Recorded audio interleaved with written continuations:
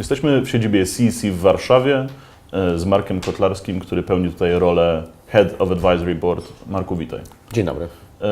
6 miesięcy temu widzieliśmy się i rozmawialiśmy o ogólnej sytuacji politycznej, o sytuacji partii opozycyjnych. Tym razem mamy konkretniejszy temat, mianowicie zbliżające się za pół roku wybory samorządowe. Niby daleko, ale czy tak naprawdę możemy już coś powiedzieć o tym, jak te wybory kształtują obecną politykę? No i jaki kurs przybiera ta polityka do tych wyborów? Myślę, że na te wybory czekają nie tylko politycy, ale również analitycy obserwujący scenę polityczną, ponieważ będzie to pierwszy realny sprawdzian poparcia dla partii politycznych od 2015 roku. Nie sondażowy, a realny wyborczy.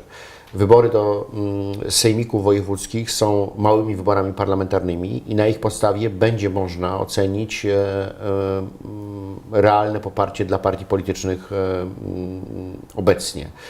Dlatego te wybory są tak istotne i dlatego tak dużą wagę do nich przywiązują politycy.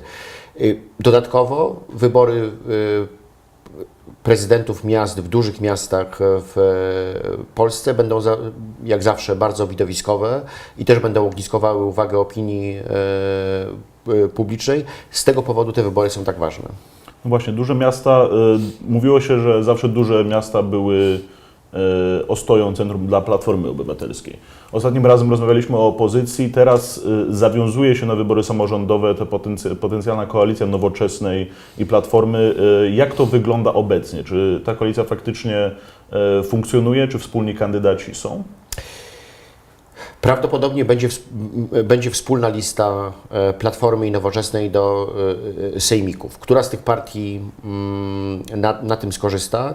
Dzisiaj trudno jeszcze mówić, chociaż wydaje się bardziej prawdopodobne, że głównym beneficjentem tych wspólnych list będzie Platforma Obywatelska, a to wynika z obecnej słabości Nowoczesnej i słabości struktur ogólnopolskich. W dużych miastach wygląda to różnie. Są wspólni kandydaci, jak na przykład w Warszawie, gdzie Rafał Trzaskowski z Pawłem Rabiejem z Nowoczesnej jako kandydatem na wiceprezydenta są już ogłoszeni i są wspólnymi kandydatami, ale na przykład to jest przypadek najnowszy, czyli Wrocław, gdzie Platforma Obywatelska wbrew wcześniejszym zapowiedziom poparła byłego polityka PiS-u Kazimierza Michała Ujazdowskiego i Nowoczesna już zapowiedziała, że swojego kandydata Michała Jarosa nie wycofa. Więc okazuje się, że paradoksalnie w tych dużych miastach o porozumienie będzie trudniej i nie wszędzie występować będą wspólni kandydaci. Jeszcze wrócimy do specyficznych przykładów miast, ale wróćmy do możliwości przewidzenia tego, co może się stać. Czy sondaże w tym momencie, na przykład ostatni spadek poparcia dla Prawa i Sprawiedliwości, może mieć już jakieś znaczenie w perspektywie wyborów samorządowych? Ten 12% spadek w ostatnim sondażu Millward Brown dla TVN-u jest oczywiście istotny, choć był jednostkowy. Pytanie, czy to będzie dłuższy trend, czy kolejne sondaże potwierdzą spadek poparcia dla Prawa i Sprawiedliwości. Ja tylko przypomnę, że chyba to było rok temu, pojawił się sondaż, w którym po raz pierwszy Platforma wyprzedziła PiS. I oczywiście był duży szum medialny z dużą dyskusją facebookowo-twitterową w postaci memów. Okazał się nietrwały, PiS wrócił na pozycję lidera, więc tutaj musimy poczekać. Natomiast rzeczywiście myślę, że mamy do czynienia z pewną formą zadyszki partii rządzącej, do której przyczyniły się, jak sądzę, przede wszystkim dwa elementy. Pierwszy, czyli cała awantura związana z nowelizacją ustawy o IPN-ie i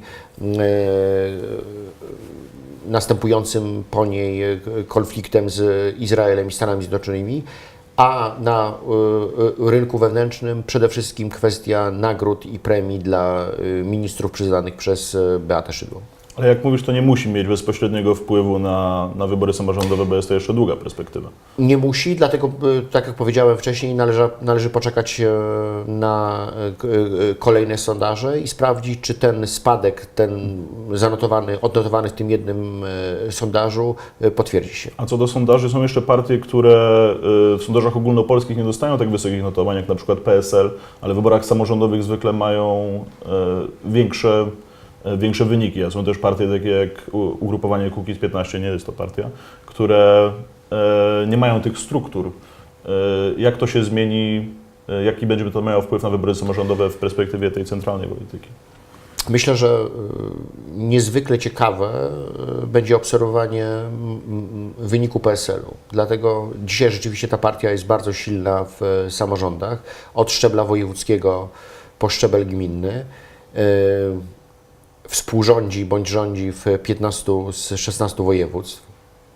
Na pewno po wyborach ta liczba nie zostanie utrzymana, ale dla PSL-u to jest dzisiaj sprawa przeżycia na scenie politycznej. Znaczy, jeśli straci tę pozycję, szczególnie w sejmikach wojewódzkich, to z dużą dozą prawdopodobieństwa można przewidzieć, że nie przekroczy progu 5% w wyborach do Sejmu.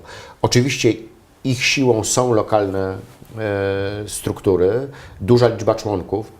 Przypomnijmy, że jest to najliczniejsza partia polityczna w Polsce, ale PiS przez ostatnie lata dość skutecznie ten elektorat wiejski i małomiasteczkowy PSL-owi podbierał.